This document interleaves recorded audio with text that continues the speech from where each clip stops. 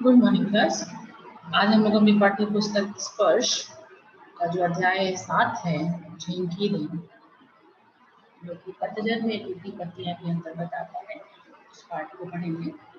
जैसा कि आप देख सकते हैं कि इनके लेखक जो है रविंद्र केरकर जी हैं। इनका जन्म 7 मार्च 1925 को कोंकण क्षेत्र में हुआ था। तो पाठ में आगे बढ़ने से पहले हम लेखक के जीवन परिचय के बारे में थोड़ा सा समझेंगे। 7 मार्च 1925 को कोंकण क्षेत्र में जन्मे रविंद्र केरकर छात्र जीवन से ही गोवा मुक्ति आंदोलन में शामिल हो गए। गांधीवादी चिंतक के रूप में विख्यात केरकर ने अपने लेखन में जनजीवन के विविध पक्षों, मान्यताओं और व्यक्तिगत विचारों को देश और समाज के परिप्रेक्ष्य में प्रस्तुत किया है। यानी कि केरकर जी गांधीवादी विचारधारा के थे और उन्होंने अपने लेखन में जनजीवन के विविध पक्षों, विभिन्न मान्यताओं, विभिन्न विचारों को प्रस्तुत किया है, जो कि समाज को सुधारने के लिए, समाज में सुधार लाने के लिए इसका अहम योगदान माना जा सकता है। झेंकी देन पाठ का नाम है। जापान में मैंने एक मित्र से पूछा, यहाँ के लोगों को कौन सी बीमारियां अधिक होती हैं? मानसिक। उन्होंने जवाब दिया, यहाँ के 80% लोग मनोरुग्ण हैं। लेखक बोलते हैं कि उनका एक जापानी मित्र थे जिनसे उन्होंने पूछा कि यहाँ के लोगों को, जापान के लोगों को कौन सा रोग अधिक होता है। उनके दोस्त ने जवाब दिया कि मानसिक रोग, यानी कि दिमाग से संबंधित रोग। मानसिक रोग यानी पागलपन, जिसको नहीं कह सकते। मानसिक यानी कुछ भी, अगर हम डिप्रेशन में जा रहे हैं, हमको ज्यादा हम चिंता कर रहे हैं, ज्यादा चिंतन कर रहे हैं, तो वो कहीं ना कहीं मानसिक के अंतर्गत आता है। तो बहुत सारे लोग यहाँ पे इतनी तेजी से सोचते हैं, इतनी तेजी से विचारधारा रखते हैं अपनी, कि वो कहीं ना कहीं मानसिक असामंजस्य में पड़ जाते हैं।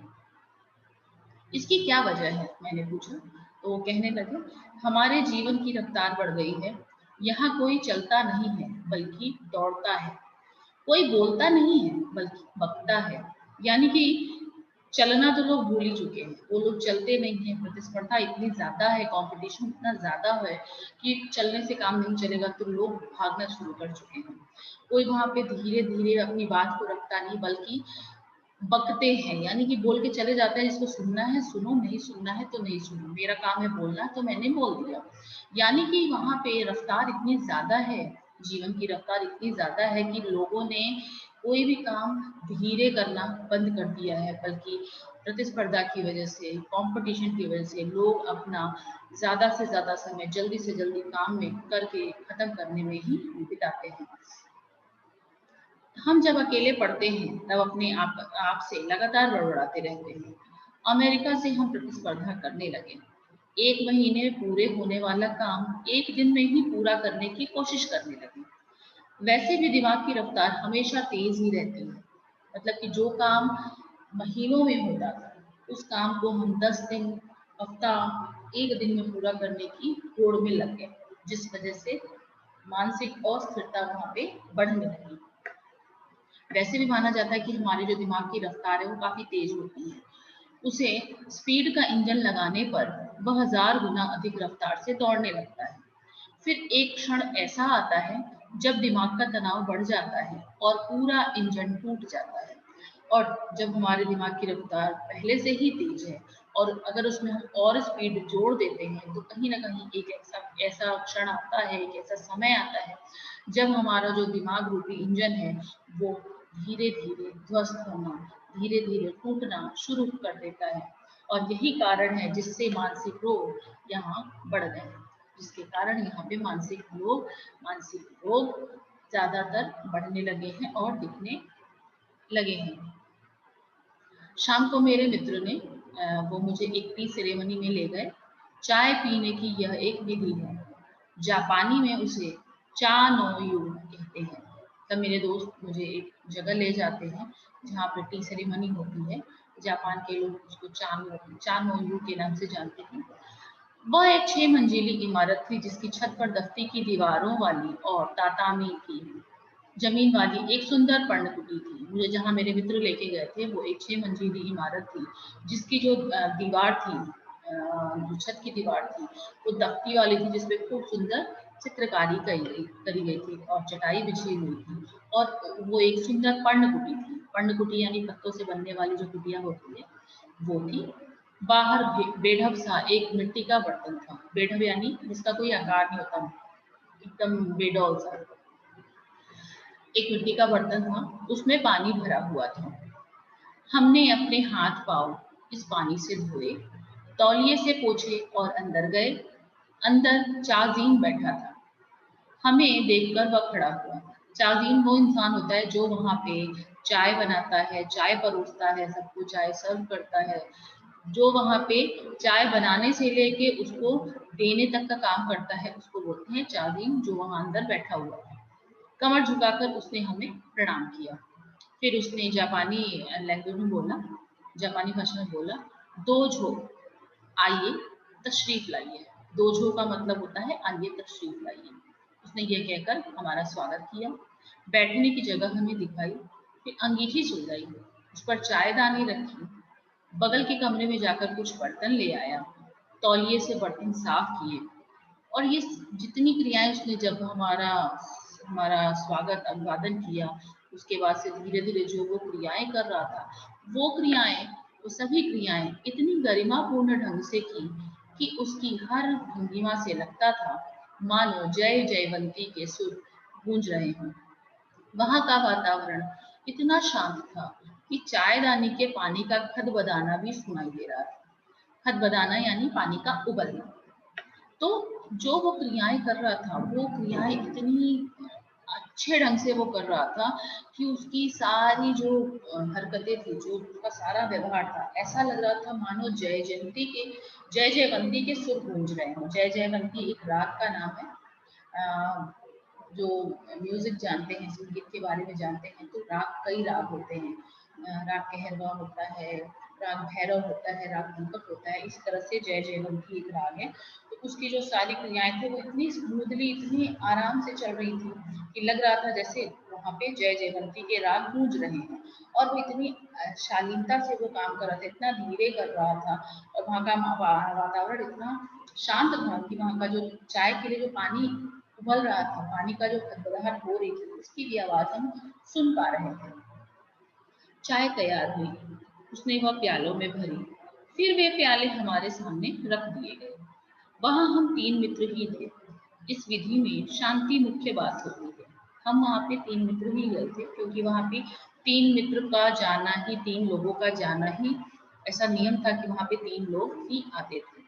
इसलिए वहां 3 से अधिक आदमियों को प्रवेश नहीं दिया जाता था। ये वहां का नियम था।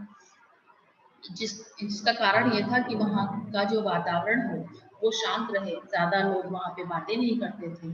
वहाँ ज्यादा लोग एक दूसरे से भी बातें नहीं करते थे, बल्कि बिल्कुल शांत रहा करते थे। अगर बातें करनी भी है तो बिल्कुल धीरे ही, आजू बाजू के लोगों को सुनाई न दे।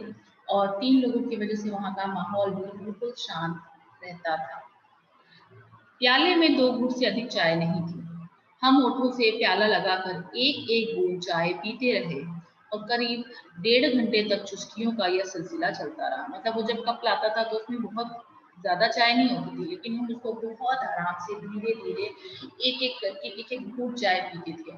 और ये चाय पीने का जो सिलसिला था, हमने वहां पे लगभग 1.5 घंटे, यानी 1 घंटा और आधा घंटा, 1.5 घंटे हमने यह सिलसिला वहां पे कायम रखा, चालू रखा।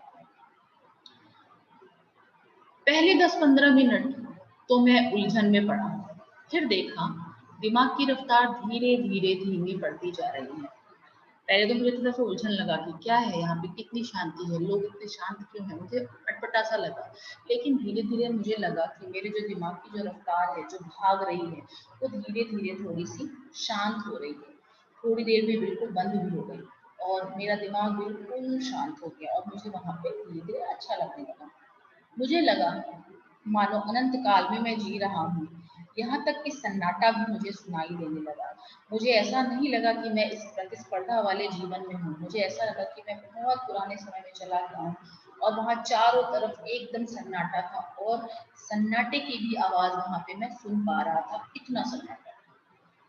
अक्सर हम या तो गुजरे हुए दिनों की खट्टी मीठी यादों में उलझे रहते हैं या भविष्य के रंगीन सपने देखते रहते हैं। हम या तो भूतकाल में रहते हैं या भविष्यकाल में।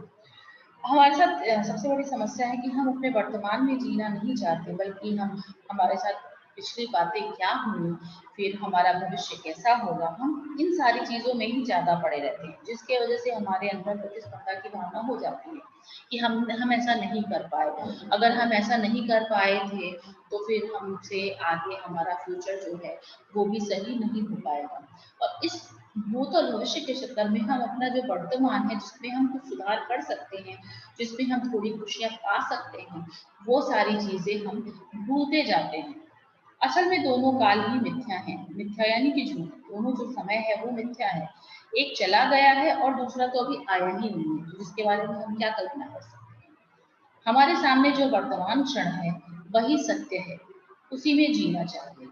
तो हमको भूत या भविष्य की चिंता ना करके जिस प्रेजेंट में हम जी रहे हैं उसकी चिंता करनी चाहिए, उसको सुधारने की कोशिश करनी चाहिए। इससे क्या होगा कि प्रतिस्पर्धा कम होगी। हम अगर आज कोशिश करेंगे तो हम क्यों सफल नहीं होंगे, जरूर सफल होंगे। इसलिए भूतकाल भविष्यकाल की उतनी चिंता ना करो जितना कि वर्तमान काल की चिंता करनी चाहिए। चाय पीते पीते उस दिन मेरे दिमाग से भूत और भविष्य दोनों काल उड़ गए थे।